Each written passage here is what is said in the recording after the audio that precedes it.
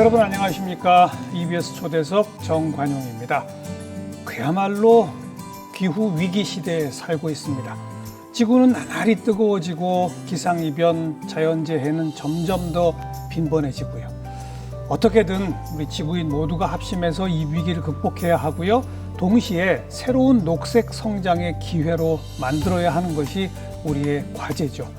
네, 대한민국에서 이 일을 책임지고 있는 곳이 대통령 직속 2050 탄소중립 녹색성장위원회입니다. 네, 김상엽 공동위원장 오늘 함께 만나보겠습니다. 위원장님 어서 오십시오. 네, 안녕하십니까. 네.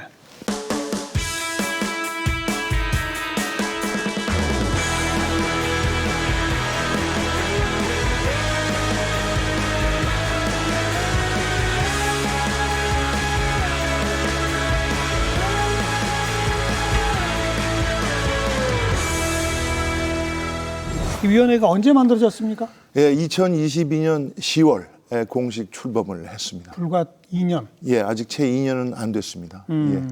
녹색 성장이 들어가서 예. 녹색 자켓에 녹색 보타이를 입고 오시군요. 예, 이게 하나의 일종의 지금 전통이 되고 있습니다. 저희 위원회가 2023년 4월에 국가 온실가스 감축 목표 실천을 위한 구체적인 실천 계획, 기본 계획을 국민 여러분께 보고 드리는 자리가 있었습니다. 그때 제가 이 녹색 자켓을 입었는데 이제는 좀 일상화되고 있는 것 같습니다. 다른 행사 가실 때 안 입고 가면은 뭐라고 그러죠? 예, 좀 오히려 서운해 하시더라고요. 그래서 좀 중요한 날이면 좀 이런 우리가 가고자 하는 방향을 그렇죠. 좀 상징도 하고자 뭐 그렇게 좀 위원장님이 그 앞장서서 그런 걸 이게 자꾸 홍보해야 됩니다. 감사합니다. 네. 예. 근데 이게 대통령 직속 위원회인데 네, 우리 김 위원장님하고 국무총리가 공동위원장이에요. 그렇습니다. 우리 한독수 총리님께서 예. 또 기후 문제에 대해서 상당한 어떤 관심과 또 조예가 깊으시고 정책 의지도 굉장히 강하다고 생각을 하고 있습니다. 아유, 뭐 총리, 대통령 누구나 할 거 없이 제가 뭐 시작하면서 말씀드렸습니다만 예. 지구인이라면 이제 이 과제로부터 벗어날 수가 없습니다. 그렇습니다. 지금 저 교수님 말씀하신 것처럼 지금 우리가 인류가 당면한 그러니까요. 최대의 실존적 위기가 바로 기후 변화. 이제는 기후 위기라고 하지 않습니까? 위기의 시대입니다. 예. 이거는 뭐 많은 분들이 좀 속된 말입니다만 경제가 먹고 사는 문제라면 기후 위기 잘못되면 이건 죽고 사는 문제가 되고 있기 때문에 생존의 문제죠. 생존의 문제입니다. 그래서 저희 위원회에는 그런 정부의 어떤 거국적인 범정부적인 의지를 보여주고 있는데 22개 부처의 장관이 위원으로 들어와 있습니다. 그래야 되겠죠. 예. 모든 부처가 사실 범정부적인 기구고요. 거의 모든 것의 변화가 필요합니다. 물론이죠. 탄소 중립이라는 것은. 그래서 어떻게 보면 지금 시작 단계라고 할 수 있고요. 2050년까지 이 탄소 중립, 좀 더 적극적으로는 넷 제로라는 표현도 쓰고 있는데 아주 길 여정인데 이건 스프린트와 같은 마라톤이다. 종종 저는 이런 말씀을 드립니다. 아주 마라톤처럼 빨리 뛰는 마라톤. 예, 빨리 뛰어야 되는 마라톤이라서 굉장히 좀 도전적이고 어려운 일들이 많이 있습니다. 네. 이름이 2050 예. 탄소 중립 녹색 성장이니까 맞습니다. 하나하나 풀어보죠. 예. 앞에 2050을 붙인 이유는 2050년까지 뭘 한다는 거죠? 우리가 이제 탄소 중립, 이게 이제 국제 사회에서 기후 위기가 심각해지고 있기 때문에 예전에는 이제 이 저탄소 정도로 하던 것을 저탄소 정도가 아니라 순 배출 제로로. 그래서 배출을 줄이는 것은 물론이고 배출한 것을 또 흡수하는 그런 노력까지 더해져서 2050년까지 탄소 중립 또 탄소를 넘어서서 메탄, 뭐 이산화질소 등도 있기 때문에 넷 제로로 가져가자는 국제적인 어떤 그 약속입니다. 목표입니다. 2050년이군요. 예, 지금 한 140여 개국이 넘게 참여한 것으로 알고 있는데 대한민국도 국제사회에 책임 있는 일원으로서 2050년까지 그 목표를 구현하고자 노력하고 있습니다. 거기 중립이라는 단어를 쓰는 이유가 뭘까요? 그러니까 이제 탄소가 그 배출량이 초과하게 되면 플러스가 되겠고, 그렇죠. 있는 탄소를 확 줄어들면 마이너스가 될 텐데 네. 제로로 만들자. 마이너스까지는 못 가도. 예, 그러니까 그렇습니다. 뭐 예. 화석 연료를 사용하면 예. 거기서 각종 이제 탄소가스들이 나오는 거 아닙니까? 그렇습니다. 예. 근데 그걸 뭐가 흡수하는 거죠? 여러 가지 이제 그 흡수라는 것이 네거티브 에미션 테크놀로지라고, 그거는 굉장히 도전적인 기술이 있습니다. 우리가 자연으로부터 받은 선물은 이제 산림과 같은 것이, 그렇죠. 광합성하는 과정에서. 그렇죠. 예. 그 이제 자연으로 받은 어떤 그런 것도 있지만, 지금은 예컨대 이 직접 공기 포집, 다이렉트 에어 캡처 이런 게 있습니다. 이제 공기 중에 있는 탄소를 포집하는 기술. 이게 뭐 예를 들면 빌 게이츠나 앨런 머스크 같은 사람들이 상당한 공격적인 투자를 하고 있는 분야입니다. 그렇게 포집해서 어디다 둬요? 그 포집은 이제 우리 대한민국 같은 경우는 동해의 이 가스전, 거기다가 이제 1차적으로 그 포집을 해서 그 저장을 하는. 그런데 전 세계적으로 이 포집된 CO2를 저장하는 공간이 여러 곳으로 지금 파악이 되고 있습니다. 정말 안전하고 확실하게 저장하는 그런 것도 굉장히 중요한 분야가 되겠죠. 그렇죠. 그러니까 배출을 완전히 없애면 제일 좋겠지만 그건 이제 굉장히 어렵습니다. 그래서 이제 2050년까지 굉장히 우리가 도전적으로 풀어나가야 될 게 무탄소 발전, 무탄소 에너지의 전폭적인 확대입니다. 그렇죠. 작년에 두바이의 기후변화 당사국 총회에서 재생에너지는 2030년까지 지금보다 무려 3배를 키우자 이런 국제적인 약속이 있었고 한국도 참여를 했는데요. 예. 최근 그 제11차 전력수급 기본 계획 실무안을 우리 정부가 발표를 했는데 발표했죠. 앞으로 이제 우리 탄노기의 심의, 그다음에 국회 등등의 절차를 밟아 나가야 되지만 그 계획에 따르자면 2038년까지 재생에너지, 원전 그리고 수소와 같은 무탄소 전원이 70%를 그렇죠. 차지하게 됩니다. 엄청난 변화입니다. 네, 궁극적으로는 무탄소 전원이 100% 가는 시대가 와야죠. 와야 되고 또 그렇게 갈 것이라고 생각을 합니다. 얼마 전에 이 파리에서 열린 국제 에너지 기구 주최로 글로벌 에너지 서밋에 다녀왔는데 지난해 세계 경제의 10%, 경제 성장의 10분의 1은 바로 우리 청정 에너지 투자에서 비롯됐다고 합니다. 그게 녹색 성장 아닙니까? 그게 바로 녹색 성장입니다. 그런 거죠. 그게 바로 녹색 성장이고 사실 반도체에 대해서도 막대한 투자가 이루어지고 있는데 청정 에너지에 대한 글로벌 투자는 이를 훨씬 상회하고 있습니다.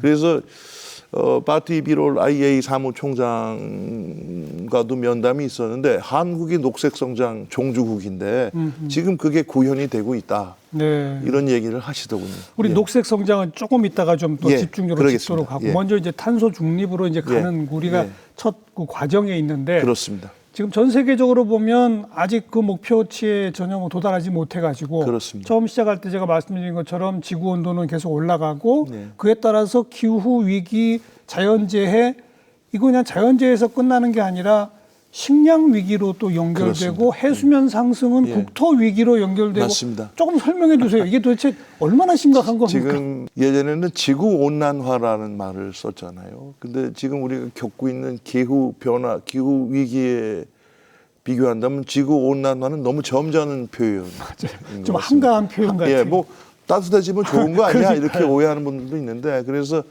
구테레스 유엔 사무총장 같은 경우는 글로벌 보일링, 글로벌 워밍이 아니라 글로벌 보일링 끓고 있다.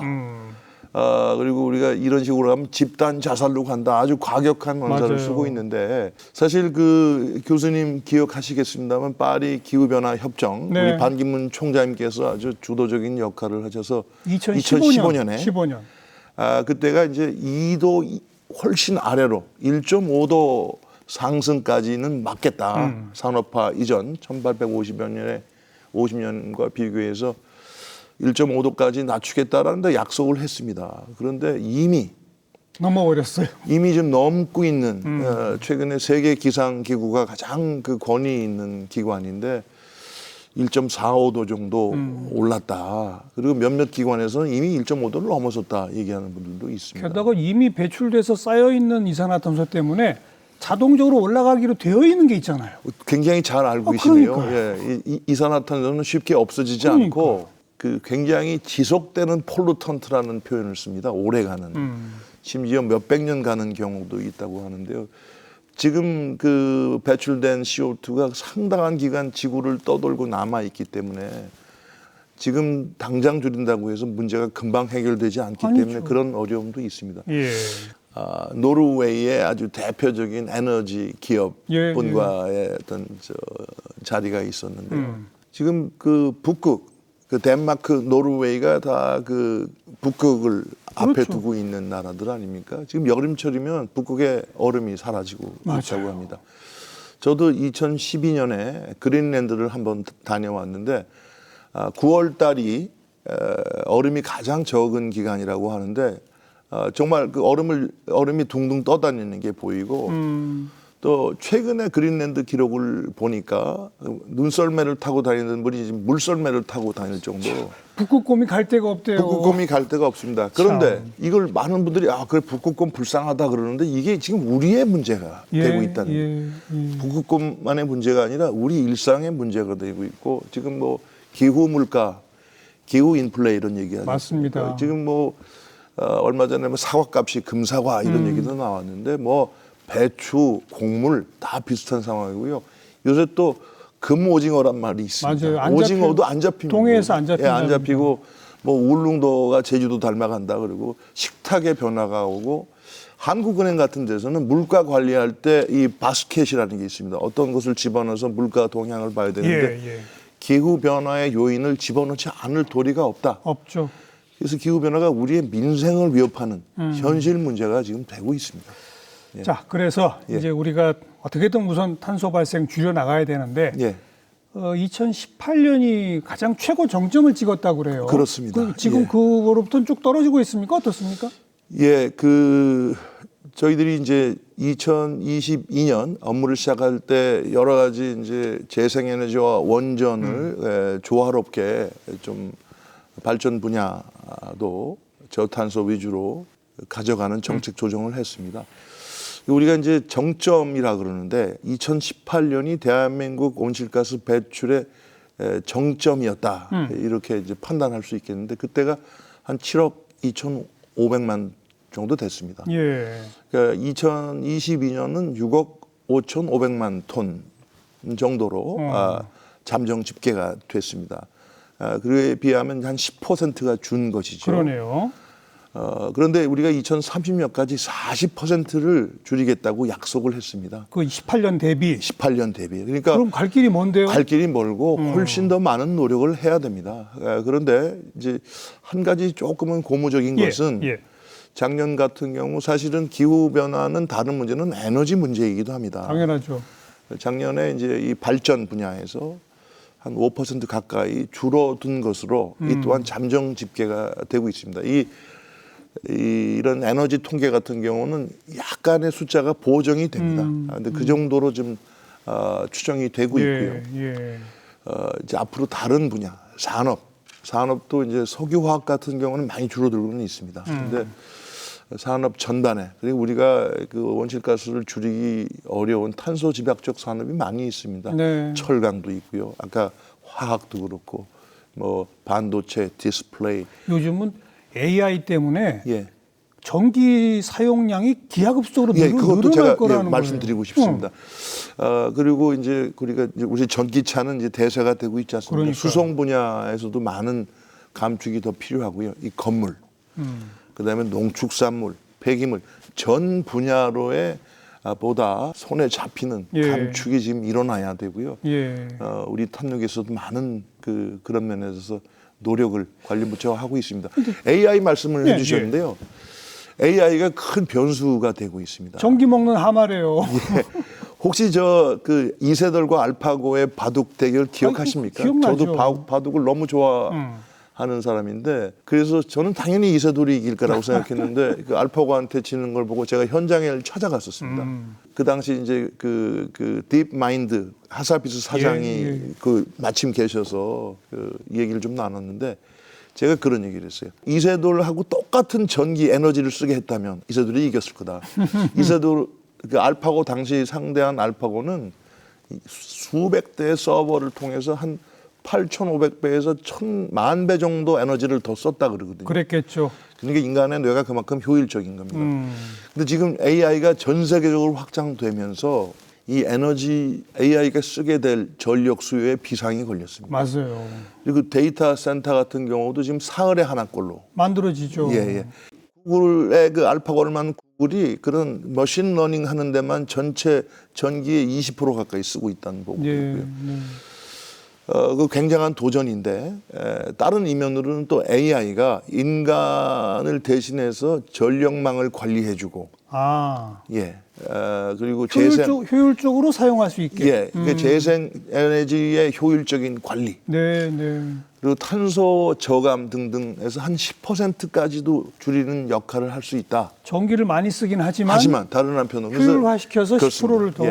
AI의 양면성이 있고 그래서 저희 위원회가 얼마 전에 이제 과기부 장관님 그다음에 국가 디지털 플랫폼 정보위원회 위원장님과 함께 고진 위원장. 그렇습니다. 네.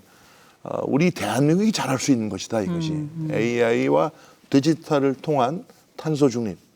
이건 우리가 한국을 한번 세계에서 한번 해볼 수 있는 게 아닌가. 알겠습니다. 근데 훨씬 많은 노력이 필요합니다. 뭐든지 다 위기가 동시에 기회 그렇게 되는군요. 오늘 우리 EBS 타이틀이 기후 위기를 기회로 이것으로 알고 있는데 정확한 말씀이고요. 그런데 2018년 정점을 찍고 2022년 고작 10% 줄였단 말이에요. 그렇습니다. 6년 남았는데 30%를 더 줄여야 되거든요. 이게 일단 숫자상으로는 불가능해 보입니다. 2022년 기록이기 때문에 이제 2023년을 생각하면 7년이 되겠죠. 그러나 시간이 얼마 남지 않았다는. 이거 숫자상으로는 불가능해 보이는데요.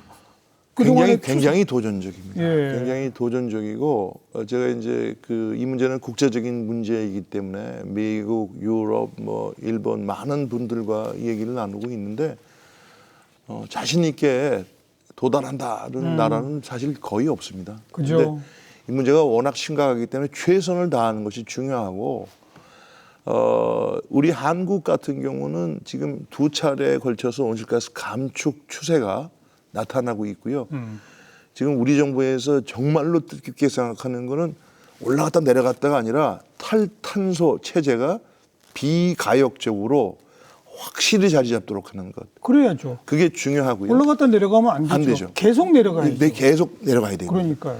그래서 거기에 대해서 좀 더 탄소 가격이나 전기 요금 같은 뼈아픈 조치 같은 것들이 좀 사실은 필요하다고 생각을 합니다. 해야 되지 않습니까? 굉장히 뼈아픈 조치지만 우리의 미래를 보장하기 위해서는 그건 불가피하다고 생각을 하고 지금 2년까지 온실가스 감축 추세를 봤을 때 계획했던 그 어떤 감축 추세는 2026, 7, 8, 9, 10년으로 가파르게 줄어드는 것으로 잡고 있습니다. 원래 비행기가 이륙할 때 많은 그 에너지를 쓴다고 하지 않습니까? 이륙하고 나서 쭉 상승하듯이 그래서 저는 그렇게 생각하고 있어요. 한 몇 년간은 이 탈탄소 체제를 확실히 만들고 과감한 감축이 이제 이어지도록 하겠다 이런 건데 그렇게 또 하는 이유가 기술이 예컨대 지금 해상풍력을 당장 오늘 허가를 받아서 착공을 해도 한 8년 걸립니다. 완공까지요? 어이구. 지금 당장 공사를 시작해도 8년이 걸립니다. 그래서 의도적으로 뒤로 밀었다 이렇게 보시는 분이 있는데요. 그럴 생각이었다면 지난 정부가 얘기한 40% 목표를 받지도 않았습니다. 이건 해야 되는 일이고 실행을 염두에 두고 계획을 그렇게 짜고 있고요. 보조금 없이 상업적인 수준으로 가고 있는 기술이 태양광, 그다음에 대형 원전, 그리고 일부 육상 풍력, 전기차도 아직은 보조금이 필요한 사들이고요. 나머지 정말로 아까 말씀드린 탄소 포집 기술, 수소, 이 여러 가지 기술들은 2030년을 전후해서 상업적인 수준으로 올라갈 것으로 보고 있습니다. 그러면 이게 살짝 저기 꺾이던 게 갑자기 확 꺾일 수도 있겠네요. 그렇습니다. 그 시점이 되면 이게 일직선상의 선형의 어떤 그 리니어로 갈 수는 없습니다. 안팎의 상황도 있고요. 기술 그래서 발전에 따라서 기술 발전도 있고 네. 뭐 예컨대 재작년 같은 경우는 이 포스코의 철강 생산 CO2가 확 줄었어요. 대한민국에서 지금 CO2를 발전해서 다음으로 제일 많이 하는 회사인데 네, 왜냐하면 네. CO2가 제조의 하나의 원료이기도 하기 때문입니다. 근데 포스코가 2022년에 확 줄었어요. 그러면 이건 뭐지? 그때는 흰남노 태풍 기억하십니까? 네, 네. 그래가지고 조강 생산이 줄어들어서 나타났던 일입니다. 물론 포스코도 수소환원 제철과 같은 중요한 감축을 노력을 하고 있지만 여러 가지 상황들이 있는 거거든요. 그래서 선형으로 갈 수는 없는 거고 약간 그 비선형적으로 그러나 추세만큼은 확실히 잡아나가야 되는 알겠습니다. 그런 과정에 있다고 하겠습니다. 제가 알기로 그 우리나라 국민들의 그 1인당 평균 전기 소비량이라든가 예. 특히 가정용 같은 예, 경우에 이런 건 뭐 미국이나 이런 데 비해서 훨씬 적게 쓰는데 예. 우리나라 이 산업 생산에서 사용하는 에너지가 너무나 많다. 예, 예, 그 어떻게든 이 산업용 전기를 좀 더 줄이고 예, 그들이 이 탄소 배출을 줄이도록 투자를 유도해야 한다는 얘기가 많지 않습니까? 예, 예. 근데 지금도 우리가 탄소를 너무 많이 배출하면 탄소 배출권을 돈으로 사야 되잖아요. 그렇습니다. 근데 우리가 또 주요 선진국 비해서는 탄소 배출권 가격이 터무니없이 적다면서요. 예. 어떻게 생각하세요? 산업용 전기 요금을 좀 올리고 예. 탄소 배출권 가격을 또 좀 올리고 이래야 되지 않습니까? 예, 지금 두 가지 아주 중요한 문제를 지금 말씀을 하셨습니다. 먼저 이 탄소 가격에 대해서 우리 한국이 아시아에서 최초로 배출권 거래제를 국가 단위로 도입을 했습니다. 중국이 그 뒤를 이었고요. 그 이제 다가올 그게 2012년에 입법이 돼서 지금 3차례에 걸친 그 배출권 거래제가 예. 이루어지고 있고 2016년부터 이제 4단계 배출권 거래제가 도입될 예정입니다. 그동안의 경험에 비춰본다면 사실 유상 할당 비중이 상대적으로 좀 작았고 배출권의 총량도 좀 많았다. 이런 좀 성찰이 필요하다고 생각합니다. 그 결과 지금 EU와 비교할 때 한 10분의 1 가격이 수준에, 그렇다면서요. 근데 잘 아시는 것처럼 이제 유럽의 CBAM 탄소 국경 조정 제도를 해서 탄소에 대한 정당한 가격을 지불하지 않았으면 이 국경 앞에서 내십시오 이러고 있는 거 아닙니까? 맞아요. 그러면 국내에서 이 탄소 배출한 것에 대한 대가를 거기 가서 지불해야 되겠느냐 예. 이런 논리도 성립이 되지 않겠습니까? 그렇죠. 물론 그 차이만큼 다 하는 것은 아니겠지만 따라서 탄소 가격의 어떤 적정한 형성이라는 것은 굉장히 중요하고 그런 가격 기능이 있어야 기업들도 이건 탈탄소로 가지 않으면 안 되는구나. 우리가 투자하는 게 더 싸겠다. 그렇죠. 이렇게 생각해야죠. 이게 이 탈탄소 녹색화로 가는 것이 결국은 경제, 산업 경쟁력이 되는구나. 예. 이런 게 필요하고 그것도 대단히 도전적이기 때문에 최근 이제 우리 금융위원회 그리고 금융감독원 그리고 산업은행을 비롯한 국제금융기관 그리고 5개의 시중금융그룹이 450조 원 안팎의 녹색 금융 조달 정책을 발표한 것도 하나의 규제와 하나의 지원책, 그렇죠. 규제와 인센티브를 병행해서 탈탄소 체제로 넘어가기 위한 그런 노력이라고 하겠습니다. 지금 전기요금 말씀을 하셨는데요. 특히 산업용 전기요금. 예, 산업용 전기요금이 최근 사실 많이 올라갔습니다. 그리고 가정용 전기요금도 보다 산업용이 더 많이 올라갔습니다. 근데 전압별 차이가 있어서 어느 게 더 올린 거냐라는 해석의 차이는 있을 수 있는데 그럼에도 불구하고 OECD 국가 중 한국의 전기요금은 제일 싼 편입니다. 그러니까요. 근데 우리 생활 물가는 OECD 지금 최고 수준이지 않습니까? 네네. 뭐 외식비도 그렇고 여러 가지 물가는 비싼데 전기요금이 이렇게 싸다라는 것은 그동안 우리가 압축적인 경제 성장을 하면서 이 싼 전기요금 덕을 사실 많이 봤다고 할 수 있습니다. 그러나 지금 탈탄소 시대에 전기요금이 이렇게 이대로 둔다면은 일단 에너지 절약하기 어렵고요. 예. 그리고 재생에너지를 비롯한 또 수소, 에너지 전환에 필요한 비용. 지금 특히 전력망이 지금 많이 송배전망이 아주 난공사로 남아 있지 않습니까? 그 재원 문제. 송배전망이 없어서 생산된 전기도 못 맞습니다. 쓴다는 거 아닙니까? 지금 그렇습니다. 그런 문제를 생각할 때 전기 요금을 합리적으로 정상화하는. 저는 더 나아가서 지금 중앙은행에서 금리를 독립적으로 결정을 하지 않습니까? 예. 근데 지금 많은 전문가들이 이 기후 위기 시대, 에너지 전환 시대에는 에너지 가격 기능을 독립적이고 전문적으로 결정할 수 있어야 된다. 이거는 전형적으로 no pain, no gain 이런 거, 아픔 없이는 거둘 수 있는 것도 없다. 이게 이 분야입니다. 그래서 제가 너무너무 송구하고 그렇습니다만 이런 것은 불가피한 측면이 불가피하고 있다. 해야죠. 예.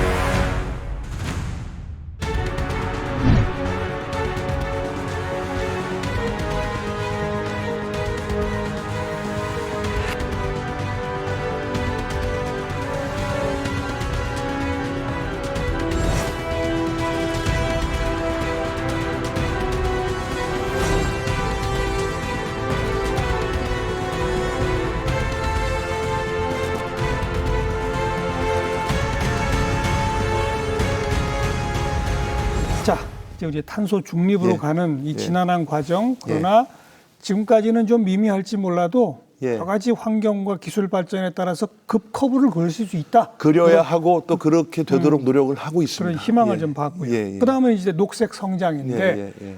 기후 테크라는 말도 나오고 예. 기후 테크는 무슨 뜻이죠? 지금은 아주 많이 쓰이는 말인데 기후 위기에 대응하기 위한 모든 기술을 총칭한다. 이렇게 보실 수 있겠습니다. 아까 말한 이산화탄소 포집도 그 중에 그럼 하나겠군요. 당연히 그렇군요. 들어가죠. 뭐 그리고 기상 이변을 관측하고 예측하는 예를 들면 그런 인공지능과 인공위성과 센서, 빅데이터 이런 걸 통해서 변화를 예측하는 것도 하나의 기후테크라고 볼 수 있고 아까 에너지 분야에서 뭐 재생에너지 그다음에 그런 전기차와 같은 모빌리티 그리고 좀 미래형 에너지인 수소 이런 분야에서도 쫙 퍼져나가고 있죠. 정말 범위가 넓네요. 범위가 아주 넓습니다. 기후변화라는 것은 거의 모든 것을 포괄하고 있고 또 우리가 기본적으로 탄소의 바탕을 둔 문명을 산업혁명 이후로 가져왔지 않습니까? 이걸 바꾸자는 것이니까 얼마나 범위가 넓겠습니까? 문명의 축이 바뀌는 문명을 정확히 그렇습니다. 그래서 바로 그 기후테크에서 지금 가장 앞서 있는 나라는 역시 미국입니까? 아쉽지만 미국입니다. 지금 이제 맥켄지 같은 그 경영 컨설팅 회사가 분석한 바에 따르면은 2030년까지 기후테크 분야에 한 12조 달러, 우리나라 돈으로 1경 5천억이 훨씬 넘죠. 투자가 될 텐데 여기서 그 녹색 유니콘 한 1,000개 정도 나타날 거라고 예상을 하고 있습니다. 지금 한 80개 정도 나타났는데요. 압도적으로 미국이 지금 그 다음에 뜻밖에도 중국이. 어유 빨리 오빠가 따라왔네요. 중국은 당이 명령하면 간다. 뭐 이런 게 있지 않습니까? 있죠. 그렇기 때문에 총력전 체제. 총력전 체제로요. 재생에너지와 전기차 세계 생산 1위가 바로 중국입니다. 중국이 온실가스 배출도 세계 1위인데 녹색 산업 투자 규모도 사실은 엄청납니다. 그건 그나마 다행이에요. 그런데 지금 미중 간에 이제 지정학적인 갈등이 있고 또 어쨌든 미국이 1등, 중국이 2등. 우리나라는 몇 등쯤 하고 지금 미국과의 격차가 어떻게 됩니까? 저는 사실 그 격차가 이제 전문적인 연구 기관에 따르면 뭐 한 2년 정도 선진국가 2, 3년 뭐 기술 수준 8, 90% 이러는데 저는 그걸 그렇게 과히 믿지는 않습니다. 왜냐하면 지금 바이든 정부가 출범해서 녹색 산업을 전략적으로 키우기 위해서 이름은 이상하지만 IRA 법을 만들었지 않습니까? 그 IRA가 법 자체인데 이 인플레이션 Reduction Act인데요. 인플레이션 방지법 방지법인데 사실은 전기차 보조금 뭐 이런 전기차 거예요. 보조금 포함해서 아까 말씀드렸듯이 뭐 이 배터리 그다음에 뭐 태양광 풍력 그리고 직접 탄소 포집 전방위적으로 녹색 산업을 키워서 미국에다 그 산업 기지를 만들겠다는 그런 거죠. 거죠. 그 엄청난 돈을 집어넣고 있는데 외국 기업 중에서 가장 많은 투자를 하는 나라가 바로 한국입니다. 전기차 공장 짓고 있죠. 짓고 있죠. 배터리 공장 짓고 맞아요. 있죠. 초고효율 태양광 공장 짓고 있죠. 초차세대 반도체 공장 미국에 짓고 있죠. 그렇죠. 그 뜻은 무엇이겠습니까? 한국의 녹색 기술은 상당한 수준에 있습니다. 사실은. 그래서 미국이 보조금까지 줘가면서 한국의 자국에 위치할 만큼의 수준이 다 돼 그렇습니다. 있다. 그러니까 우리가 좀 더 대범하게 자신감 있게 치고 나가야 되겠고요. 얼마 전에 인도 태평양 그 경제 협력체에서 인도 태평양 지역에 100대 기후 기업을 기후 스타트업을 선정했는데 한국이 10군데가 들어갔습니다. 이걸 이제 앞으로 얼마나 좀 더 스케일을 키워주고 조기에 성장할 수 있도록 하느냐 이것이야말로 민관 합동으로 정말로 열심히 해야 될 분야라고 생각합니다. 그 MIT 대학에서 녹색 미래지수 보고서라는 걸 냈는데 한국이 76개국 중 8위다. 이 녹색 미래지수라는 건 뭡니까? 그 사실 제가 영국 대사와의 모임에서 MIT 리뷰를 보여줘서 제가 그때 사실 알게 됐습니다. 영국 다음으로 우리가 다음 순위를 차지했는데 녹색 기술 경쟁력, 그다음에 정부의 이 추진 체계, 종합적으로 이 녹색 분야의 장래성을 봤을 때 한국이 상당히 스트롱하다 이런 평가를 했는데 사실 한국이 훨씬 더 해야 한다는 비판적인 그런 분석을 하는 곳도 많이 있습니다. 그래서 저는 그런데 뭐 일희일비할 건 아니고 우리가 중심을 잘 잡고 아까 말씀드렸듯이 우리에게는 잠재력이 있다. 이걸 좀 과감하게 이제 좀 치고 나가서 사실 세계가 산업화려고 할 때 당시 조선은 까맣게 모르고 있었지 않습니까? 근데 이제 정보화 때는 우리가 후발주자지만 부지런히 따라갔고요. 지금 녹색화는 그보다 어떻게 보면 더 큰 거대한 변화가 오고 있기 때문에 한국이 이 기회를 정말 놓쳐서는 안 되겠다. 그러면 이 영역에서 새로운 신규 창출 일자리도 어마어마하게 나와야죠? 이미 산자부의 어떤 집계에 따르면요. 청정에너지 분야, 재생에너지와 원전을 합쳐서 약 30만 가구가 이 새로운 일자리를 통해서 생활을 하고 있습니다.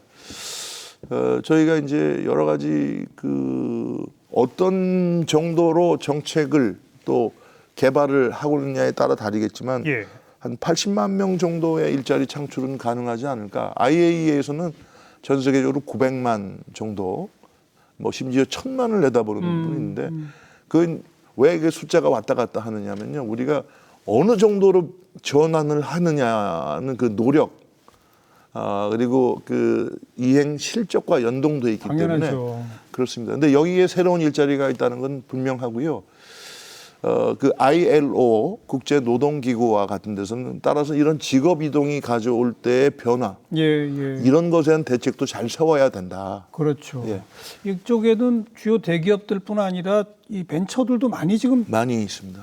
국내에서도 그렇습니다. 여기서 새로운 어떤 신생 기업들이 많이 나오겠죠. 많이 나오고 있습니다. 그죠? 많이 나오고 있고 제가 지금 이제 학교에 적을 두고 있는데 이런 녹색 성장 분야 공부하는 학생들은 대부분 취직이 잘 되고 있습니다. 새로운 수요가 있는 거죠. 그렇죠. 그래서 이건 이제 한국이 굉장히 한국과 같은 에너지를 많이 쓰는 탄소 집약적인 국가로서는 굉장히 도전적인 목표지만 지금 교수님 말씀하신 것처럼 이걸 기회로 인식한다면 여기서 한국이 한 차원 높은 그래서 어떤 녹색 성장의 퍼스트 케이스를 만드는 한국이 정말 그랬으면 좋겠네요. 그랬으면 하는 바람이 있습니다. 자, 우리 국민들이 자발적으로 참여할 때 또 도움을 좀 받을 수 있는 게 탄소 중립 포인트 제도 아닙니까? 그렇습니다. 이거 모르시는 분이 많거든요. 이거 뭐 하는 겁니까? 탄소 중립 포인트 제도가? 탄소 중립 포인트는 아주 쉽게 말씀드리면 이게 이제 궁극적으로는 국민에 의해서 완성될 수밖에 없습니다. 정부도 중요하고 기업도 중요하지만 어떤 그 모든 그 주권자인 국민에 예. 의해서 완성이 되는데 탄소 중립에 기여하는 분들한테 금전적인 혜택을 주는 진짜 돈을 줘요? 예, 줍니다. 그래서 예를 들면 생활 분야에서 뭐 우리가 다회용기를 쓰거나 또 뭐 전자영수증을 발행하거나 탄소 줄이는 행동을 했던 것을 한 10가지를 분류해서 그걸 세세히 살펴서 입증이 되면은 한 10만 원 정도까지 포인트를 드리고요. 그다음에 내가 얼마나 줄였는지를 내가 다 기록해서 어디 입증을 받아야 예, 돼. 근데 요즘은 뭐 이런 그 스마트폰이나 여러 가지 것들이 어플리케이션 하나로 다 그렇습니다. 됩니까? 예. 그런 것들이 이제 굉장히 심지어 저희가 얼마 전에 자전거, 네. 공공 자전거를 타고 다니면은 그 공공 자전거를 타고 다녔다는 실적이 이제 나옵니다. 다 나오죠. 그런 있죠, 앱을 있죠. 개발하는 회사들이 한국이 굉장히 앞서 나가는 나라입니다. 예, 그래서 예. 7만 원까지 탄소 중립 포인트를 통해서 돌려드리는 그리고 뭐 이제 그 전기, 수도, 가스 뭐 이런 것들 절약할 때 에너지 분야에서 지급하는 포인트도 있고 그 포인트를 아무데나 막 쓸 수 있어요? 예 그렇게 쓸 수 있도록 하고 있고요. 그다음에 또 친환경 제품을 살 때 좀 혜택을 주는 그린 카드도 지금 엄청난 예. 호응을 얻고 있고 또 얼마 전에 서울시가 한 기후 동행 카드도 다 있죠. 같은 취지입니다. 교통카드인데. 그래서 예.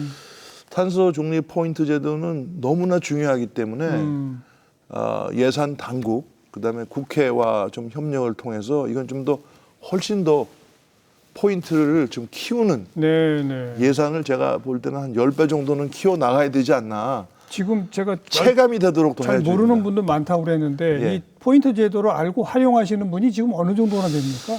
에너지 분야는 한 200만으로 집계가 200만? 되는. 예. 근데 이제 그린 카드 사용 이런 걸 볼 때 그거보다 훨씬 더 많은 것으로 굉장히 많이 늘어나고 있고요. 뭐 아주 작은 그거지만 기후 위기에 지속 가능한 어떤 그 삶을 이끌어 나가는 하나의 징표이기 그렇죠. 때문에 금액은 작다도 굉장히 큰 보람을 느끼는 분들이 많고 마땅히 훨씬 더 국민들께 예. 감사드리고 그런 행동을 좀 진작시키는 노력을 더 해야 된다고 생각합니다. 그 처음에는 좀 귀찮고 번거로울지 몰라도 한번 이렇게 습관화되면 예. 그냥 자기도 모르게 돈이 들어오는 거 아닙니까? 그렇습니다. 그리고 AI가 예. 이제 비서로서 그런 행동을 유도하게 될 겁니다. AI가 이거 하면은 포인트를 알겠습니다. 받아. 알겠습니다. 그런 시대가 지금 다가오고 있다고 생각합니다. 예. 얼마 전부터 이 세계적인 생태학자 최재천 교수를 예, 중심으로 예, 한 많은 분들이 저도 같이 그 발의에 동의했습니다만 예. 아예 우리 기후위기 대응을 헌법 1조에 넣자.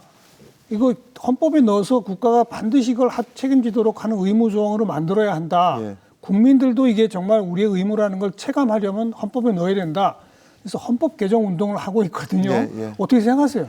제가 사실 그 위원장 맡기 전에 그런 운동을 굉장히 강조했던 입장입니다. 이건 전적으로 제 개인적인 사견인데 지금 우리가 87년에 마지막 개헌을 했지 않습니까? 그렇죠. 그래서 5년 단임제 아주 중요한 민주화의 성과를 거뒀는데 그 당시 전혀 생각하지 못했던 3가지가 있다고 생각합니다. 하나는 지금과 같은 인구 변화. 그렇죠. 저출산 고령화 초저출생. 예, 전혀 예상 예. 못했고요. 두 번째는 기후 변화입니다. 그렇죠. 기후 변화가 이렇게까지 아까 그 생존을 건 도전이 되고 있다. 정확히 말씀하셨다고 생각하는데 그다음에 세 번째는 AI. 그렇죠. AI도 사실은 본질적인 87년에는 모르죠. 아예 없었죠. 예. 그런 거를. 그런데 이런 것들은 우리가 이제 새로운 어떤 도전, 우리 국민과 직결되고 있기 때문에 새로운 헌법이 만약에 예. 국민의 합의 속에서 구성된다면 반영이 돼야 될 것으로 생각을 하고 제가 있습니다. 기후 위기만 얘기했습니다만 예. 김진표 전 국회의장 같으신 분이 앞장서서 초저출생 이거 헌법에 넣자. 예. 그런 운동도 하고 계시거든요. 그것도 들어가야 된다고 생각합니다. 그리고 AI까지. AI도. 이왕 그 개헌 문제 건드린다면 정말 이런 게 들어가야 되겠네요. 예, 그러니까 저는 전혀 다른 시대로 지금 가고 있다고 맞습니다. 생각하고 특히 젊은 세대들한테는 제가 2050 그 탄소중립 위원장인데 굉장히 송구스러울 때가 많아요. 지금의 20대가 2050년이면은 50대입니다. 예. 지금의 30대는 60대가 돼요.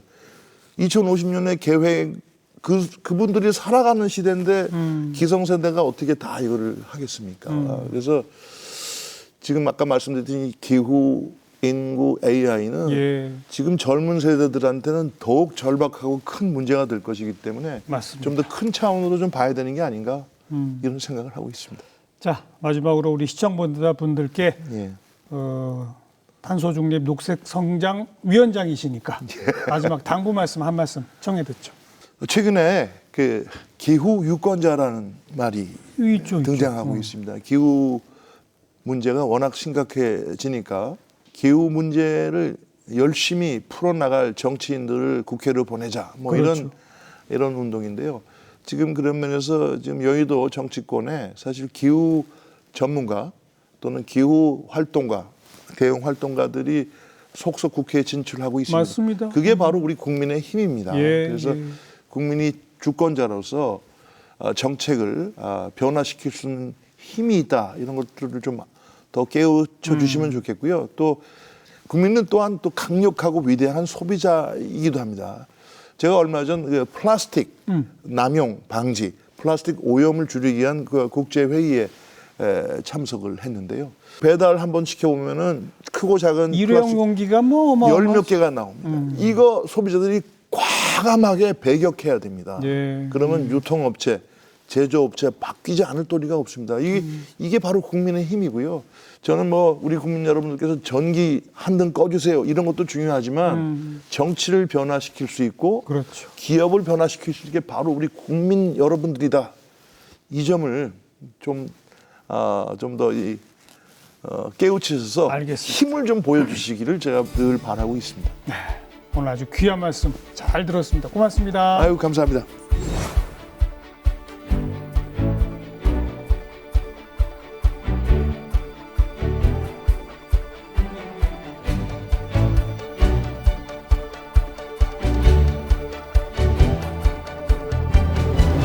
네, 진짜 생존이 달린 문제이고요. 너나 할 것 없이 모두가 해야 할 일입니다. 뭐 생활상에서 탄소 배출 줄이는 자그마한 실천도 중요하지만 방금 위원장님 말씀처럼 정부와 정치와 기업을 바꾸도록 압력을 행사하는 일까지 함께 동참해 가길 바라겠습니다. 다음 시간 또 뵙죠. 안녕히 계십시오.